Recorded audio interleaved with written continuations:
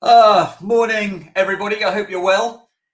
We've had some technical challenges, which is why Anne isn't here.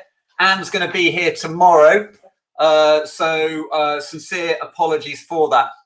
But I have been working on a new song, so you'll have to bear with me on this. So it's Proclaimers, so I'm going to see whether you can guess which song it is. I'm going to try my worst Scottish accent. When I wake up, I know where I'm going to be. I'm going to be sitting in the house I was yesterday. When I go out, I know I'm going to be in my garden like I was. And I wish that, no, anyway, I'm losing it. Anyway, there we are. So morning, everybody. I'm not sure whether that works. I'm working out what we're going to talk about today. So what I'd like to do today in the gym is thinking about making hard decisions, and those hard decisions are difficult for everybody. But the nature of the shutdown and what I'm noticing in the last few days is, whilst we're settling into a new normal of work, the business and the economy is slowly slowing down. Oh, hang on a minute. I think I've got Anne. Hello, Anne. You're in. Oh, fantastic. I'm just hang on a minute. What name you under? Anne Swain, Anne Swain. I can't see you. Oh. Hang on a second. Yeah, and I can't. Oh, hang on a minute. I might be able to see you in a second. There we are. Anne Swain. Here we are. Fantastic. Look at that. Anne, I'll see you. I've invited you to join, Anne. Okay.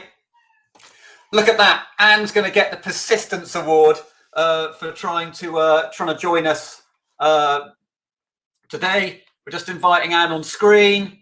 But as Anne does that, we're gonna think about the hard decisions that we've got to make. And when I talk about hard decisions, part of that decision is about the expectations that you're setting of yourself, but also the work that's going to be required to push through the next few weeks. So Anne, hello, how are you? Good morning, Alex. Sorry about the chaos, but I am here. Fantastic. You win the Persistence Award for getting in today. Well done. So can you hear me? I can hear you. I can hear chaos in the background as well. Someone's got their kids at home, I'd say. Yeah, well, we've got kids in the background. We've got builders in the garage. Give me 20 minutes in the morning and 30 minutes at lunchtime for the Recruiting Gym webinars. So how are you, Anne? You well?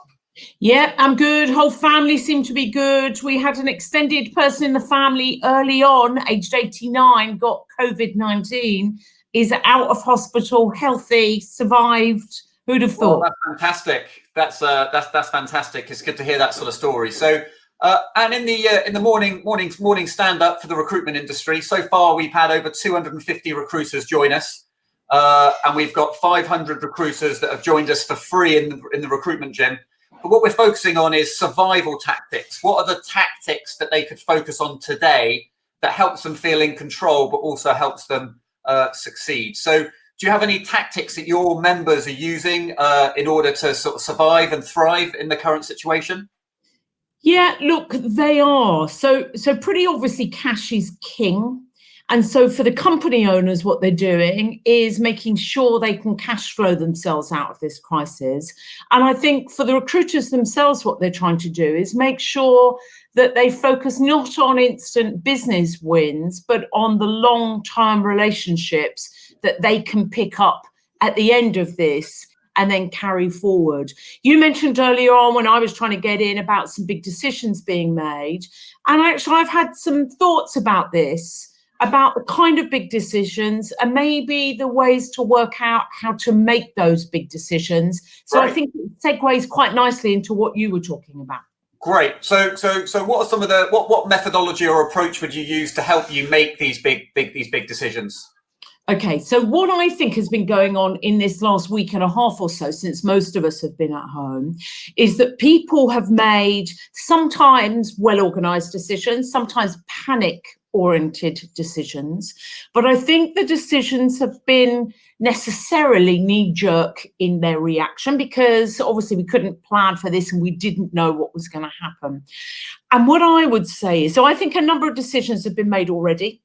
But what I would say is this: what I've been trying to do, and yeah, I've had over 30 odd years, I mean, late 30s in the recruitment market, and have had an opportunity, I suppose, in this to step back and think. I'm one of those people that look like I sort of shoot from the hip, but really I'm kind of planner and an organizer. So I tend to always plan for, the original plan and then plan B. And I think what most of us have got time for at the minute is to step back and think about the decisions we are making now and that we're going to be making in the next few weeks and months. And I suspect most decisions will be made in the next few weeks and then carried through the next month. And I think there's a key process that's worth doing after we've made the quick ones. Okay. But let's have a look at how we should do it. So what I've made a point of doing is making a consideration. If we recognise that there will be an end to this crisis, there just will be. We don't know, nobody knows when that's going to be, but there will be an end. And the way I've tried to make decisions is, what does our business, APSCO, what does the business, and we're owned by our members actually, so I don't own it, there are no shareholders, we're owned by our members, they're the shareholders. Okay. What do I want APSCO to come out the other end of this crisis looking like? And looking like to different groups of people. And personally, what do I want to come out of the end looking like? So it's not quite, let's hope, what's going to be written on our tombstone, but in essence, there's an element of it. How do I want the market, people, to look at APSCO and me, my team, when we come out the other side? And what that does is dictate how you make the decisions, and in a lot of situations, the decisions you make. So what we decided... If I could stop you for a second, Anne. So what you're telling me is this is a technique for business owners when they've got teams, even though those teams might be furloughed or maybe working reduced hours, is to sort of redefine what good looks like from a business perspective at the end of this situation. So it could be June or whatever, but it's sort of... September. But it's redefining those goals, not from a financial perspective, but how candidates perceive you, how your current clients perceive you, et cetera, et cetera. Well, I think it's not only for business owners. So I think all of us, if you look at us as recruiters, that we have a desk, and with the desk, we've got candidates, we've got clients, we've got potential customers, and we have a group of other people around us. So if you are a business owner, you can see it's going to make sense. But actually, we're all business owners in the recruitment market because we have that desk. So what I've looked at from APSCO's perspective is, what do we want our members to come out of this thinking about APSCO? What do we want non-members to come out thinking about APSCO? What do I want my staff to be thinking about APSCO as we come out of this? And from a personal point of view, I'm also looking at, what do my family and friends, how do I want them to come out of the end of it from a common sense of view? And from a community point of view, what is it that I would like the community, if they thought about it, what would they think about me? And does that mean you're writing down different sort of outcomes or objectives for each of those groups that you mentioned there? Well, to be honest, I did that with regard to APSCO members and APSCO staff and APSCO non-members. But this morning, because I was going to talk to you, I thought I should do it for the range. And it was kind of interesting, a bit cathartic, actually. And it does dictate in an organised way how you survive as your own person as you come out the other side of this. And people can make different decisions, but actually it's making those decisions not in a panic, but with something to refer to. So it's a bit like when we're all kind of focusing, if we run a business or a desk, what are the aims? What are the objectives? What's the mission statement? And because I'm a recruiter by trade, really, I've always been pretty action oriented. And I used to think that doing that aims and objectives stuff was all a bit muesli eating until when I actually did it. And then actually it's a big time saver, because then before you make big decisions, you just go back to whether it aligns with your mission statement or aligns with the aims and the things that you're actually trying to achieve. And I think what this does is exactly the same. Right. So if So I was just going to say, and I think one of the good things about that approach is that in some ways, day to day, it's actually very difficult to execute change, because you're like the whirlwind that you exist in, that drive to make money today and to find, makes it quite difficult to implement change. So actually the wind's subsided now, and it's giving you that opportunity to reflect. I think it does. And I think that we should use it, because there's that little bit of peace and quiet often when you're at home, unless you've got 100 kids. I've got 7 daughters. They're pretty much grown up, except for my 15-year-old. 7 daughters? Yeah, absolutely. So my 15-year-old, Olympia, I always think has been socially distancing herself from us, mum and dad, for the last few years, actually being a teenager. So our house is not too noisy, but there is time to reflect. So I reflected from an APSCO point of view, and anyone can use their own version for their desk or their business. I wanted for APSCO to come at the end of this, where members think, thank goodness, I used an expletive in it actually, but anyway, thank goodness I was an APSCO member during that crisis. Yeah. For non-members to think, geez, I wish I had been an APSCO member. I've been helped, but I wish I'd been an APSCO member. For my staff to think 2 things. And one is what a great team I work in. And for the other thing is what a great company I work for. And that has actually dictated some of the things. From a family and friends point of view, I want them to know that they are supported and that they are part of a family. And look, we've got a big family with all those kids. Okay. And for the community, my husband's volunteered in the NHS volunteering scheme. We've got some elderly neighbours that we're making sure there are food for, that we are doing our bit, not because we're goody two-shoes, just because we are part of something bigger than us.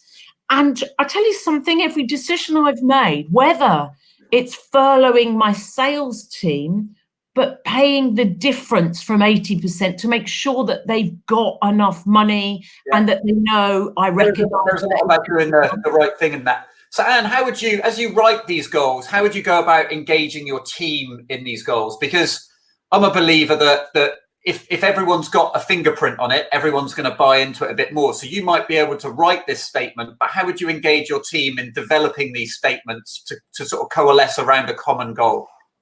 Well, I tell you, when I sent all my staff home a couple of weeks ago, so Boris said his stuff on Monday evening, the team were coming into 2 offices in the UK. And remember, we've got Australia, we've got Singapore and Germany.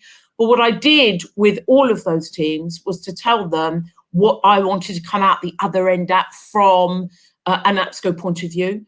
And I confirmed it. We are having Monday morning team meetings. We are having for the whole team with me.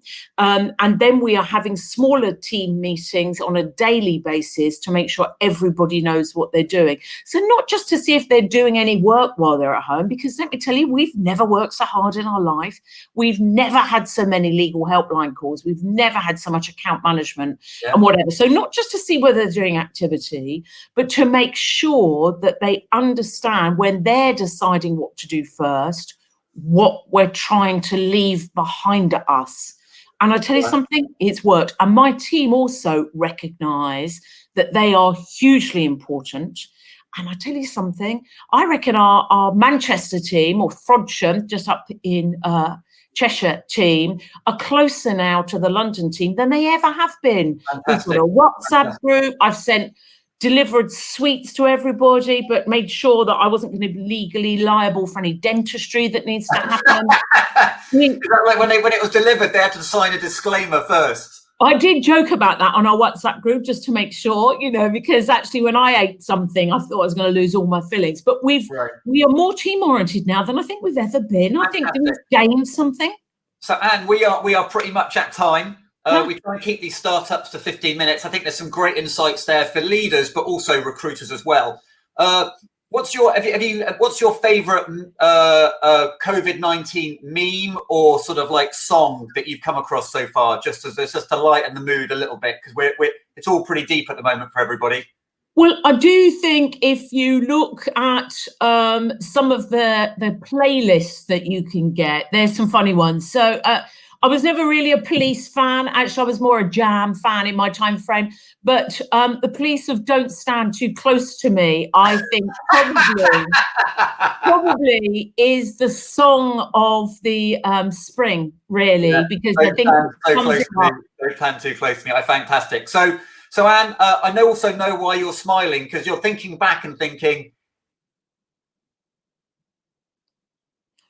Well, I don't know if you can still hear me, Alex, but you've frozen with your mouth wide open and your hand in the air. And I've no idea if you can still hear me, but I must admit, I've sort of lost you in a frozen, it's like a movie thing, frozen. I've got you back.